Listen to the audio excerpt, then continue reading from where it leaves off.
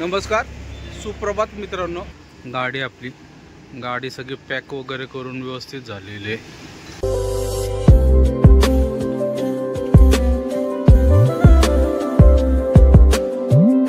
नमस्कार, सुप्रभात मित्रांनो। आजच्या नवीन ब्लॉगमध्ये तुम्हा सर्वांचं स्वागत। सकाळचे 7:15 वाजले मित्रांनो। फौजी हॉटेलवर आहे। फ्रेश वगैरे झालो, गाडी वगैरे झाडून घेतली सगळे व्यवस्थित पैकी।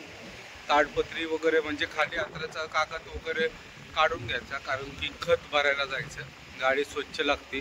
तर खाली अंतराचा कागद वगैरे सगळं काढून घेतलंय। आता चहा पिते मित्रांनो, या सगळ्यांनी चहा प्यायला। आता निघतोय लगेच, 10-15 मिनिटात निघायचं आपल्याला, कारण की 9 वाजेपर्यंत पोहोचायचं। अजून भरपूर टाइम आहे आपल्याकडे, तर चहा वगैरे पिऊन निघूत मित्रांनो। फौजी ढाब्याच्या पार्किंग मध्ये थांबलो, गाडी साफ करत आहे। बघा मागचा नजारा, गाडीच्या हौदात आहे। इतकं मस्त वातावरण आहे ना।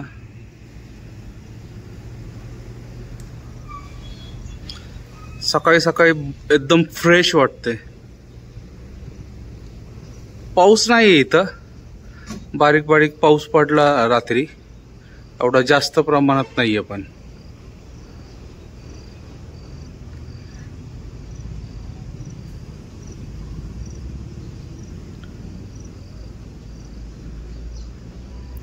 सकाळी सकाळी एकदम मस्त वातावरण झाले, गार हवा एकदम।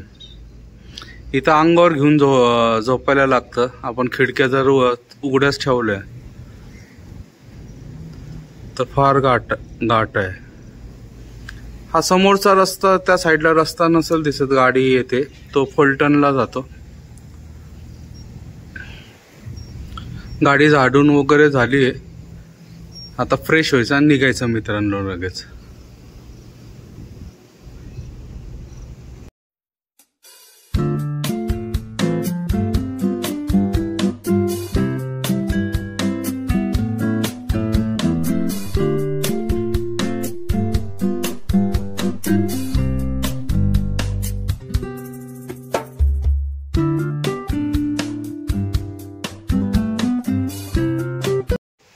मित्रांनो आलोय कंपनीची इथं भरायला।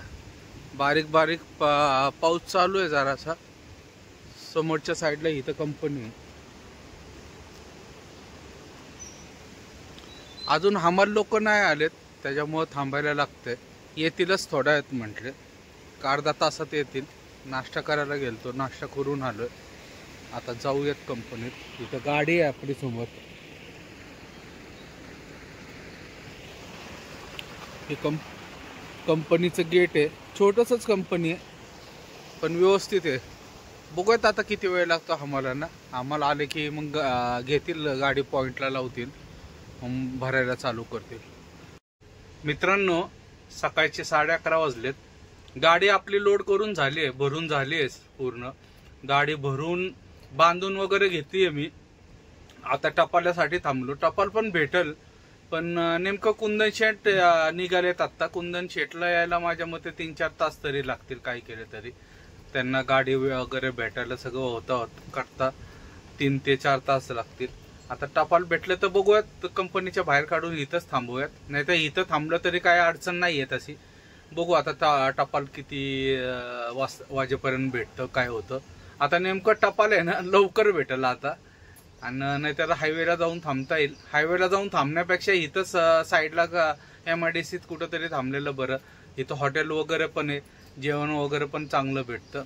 बघू आता कुंदन शेटचं बोलणं करतो परत, आणि काय काय म्हणतात टपाल भेटल्यानंतर एकदा त्यांच्याशी बोलणं करतो, मग ते सांगतील तसं करतो। शक्यतो तर ते पण म्हणतील इथंच थांब, कुठं उतरतात वगैरे काय माहिती, आता ठरवतील। आता गाडी कोणची भेटती ना त्याच्यावर आहे। चितळेचा ट्रक वगैरे भेटला तर स्पॉटलाच उतरतील एकदम इथं सातारा हायवेला, आणि ST भेटली तर मग त्यांना गावात वगैरे सोडल ती, मग तिथून ते रिक्षा नाही तर काहीतरी करून येतं। बघू, बोलून घेऊयात मित्रांनो, आणि बघूयात टपाल्याची वाट किती वाजतात वगैरे ते। मागच्या वेळेस बघितलं असेल मित्रांनो, पाऊस आत्ता खूप झालाय बघा, पाणी झाले। आत्ताच एवढंच थांबला। गाडी सगळी पॅक वगैरे करून व्यवस्थित झालेली आहे। पाऊस पडत होता पण इथं शटर आहे, त्याच्यामुळं रशी वगैरे बांधताना काय भिजायला लागलं नाही, जास्त भिजलो वगैरे नाही. आता निघायचं, कुंदन शेटची वाट बघत आहे. टपाल पण भेटायचं अजून. छोटीशी कंपनी आहे एकदम, खत वगैरे बनतं तिथं. आज हमाल लोक म्हणजे त्यांचे कंपनीचेच होते. ते म्हटले आमच्यावर कामाचा लोड जास्त नसला की आम्हीच लोडिंग वगैरे करतो. मागच्या वेळेस बाहेरचे हमाल होतं त्यामुळं जरा थोडासा उशीर झाला. इथं पण काहीतरी कंस्ट्रक्शन चालू आहे, काहीतरी बांधकाम करत येतो वाटतं. बघूयात किती वेळ लागतो. आता टपाल्याची वाट बघत आहे मित्रांनो. कराडमध्ये आहे मित्रांनो, परत एकदा ट्रॅफिक जाम कराडला. रस्त्याचं काम चालू आहे त्याच्यामुळे जाम असेल बहुतेक. पाऊस पण झालाय भरपूर.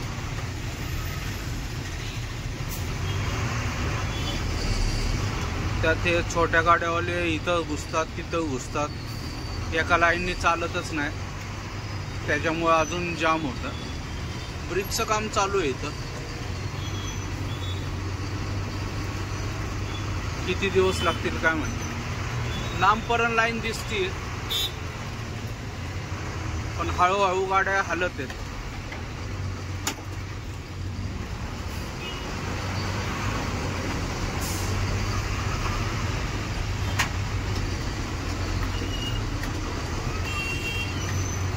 तीन वाजता निघालो मी साताऱ्यावरून.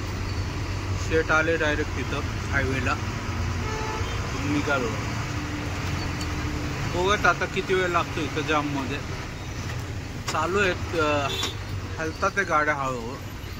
बहुतेक जास्त वेळ लागायचा नाही, तरी हे सगळं पाच करता करता अर्धा तास तरी जाईल असा अंदाज आहे. मित्रांनो संध्याकाळचे 8:30 वाजलेत. आलोय आपला HP च्या पंपात निपाणीला.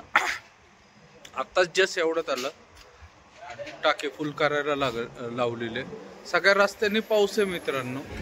पाऊस बारीक बारीक बारीक चालूच आहे कुठं ना कुठं. कोल्हापूरच्या पण नदीला भरपूर पाणी आले. जर 1-2 दिवस जर कंटिन्यू असा पाऊस राहिला तर माझ्या अंदाजे तो ब्रिज गेल्या 4 वर्षापूर्वी जसा बंद पाडला होता तसा बंद पडेल. कारण की पाणी भरपूर आलं आहे, फार पात्राच्या बाहेरपर्यंत पाणी आले. पुलाला टेकायला लांब आहे अजून, पण तोपर्यंत आलं आहे. आता जेवायचं आहे हातरगीला, इथून हातरगीला जायचं. हातरगीला झोपणार आहे आणि सकाळी उठून वगैरे निघणार आहे. आणि मग सकाळी 7ला वगैरे उठून आपला प्रवास चालू करायचा. भरपूर टाईम आहे. उद्या रात्री पोचू आपण म्हैसूरला. परवा सकाळी खाली होईल. इथं टाकी फुल करायला लावली, कुंदन सेट भरत आहेत. हे आहे पाणी भरायचं अजून टाकीत आपल्या. इथं पाईप आहे वगैरे व्यवस्थितपैकी, त्याच्यामुळं इथंच भरून घेतो. पहिलं पाणी सोडून दिले. पहिल्या पाण्यात सगळं हे होतं, गंज लागतंय टाकीला, गंज धरतंय. जरा त्याच्यात तेलाचं बॉटल, थोडं तेल सोडून पाणी भरायला पाहिजे, त्याच्यानंतर होईल. आता पाऊस तर आता नाही आहे, आता थांबलेला आहे जरा पाऊस. तर आता डिझेल वगैरे भरून निघूयात मित्रांनो. रात्रीचे 11 वाजलेत मित्रांनो. जेवणासाठी आलो हत्तरगीचे इथे. शिवप्रसाद म्हणून धाबा आहे, तिथं जेवणासाठी आलेलो आहे. उशीर झाला जेवायला कारण की रस्ता फार खराब झालेत.